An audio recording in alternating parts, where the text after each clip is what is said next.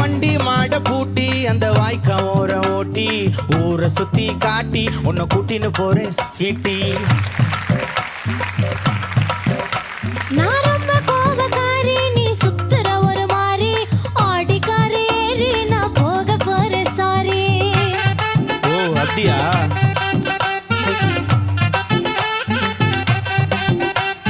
வைக்க மாட்டேன் தாடி, நீ வேணா எனக்கு போடி. இந்த மாமாவை தான் தேடி உன் தங்கச்சி வர ஓடி.